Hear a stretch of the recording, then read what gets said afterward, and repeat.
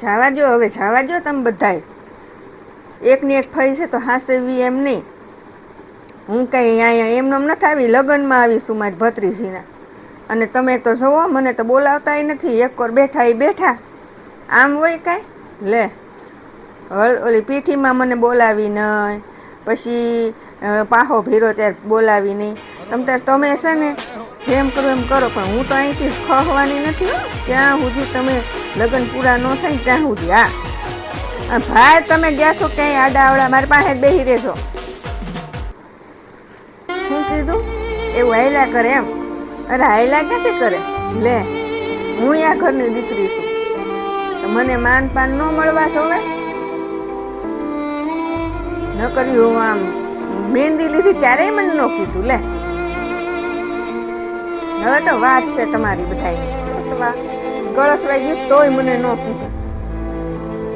હું તો જાણે કોક મૂર્તિઓ એમ બેઠી અહીંયા. લ્યો શું કરો તમે?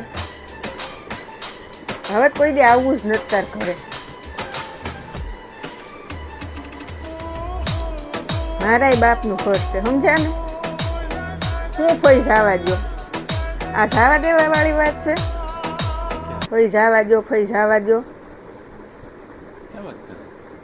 હું કીધું મારું ફેવરેટ શાક બનાવ્યું છે, રસોઈયા પાસે બનાવડાવ્યું. વાહ, એટલે તમે છે ને બટાટું જમી લો એમ? ના રે ના, મારે તો આજે નથી જમવું, કાલે નથી જમવું. હા, તમે બધા ગળસી લો જા.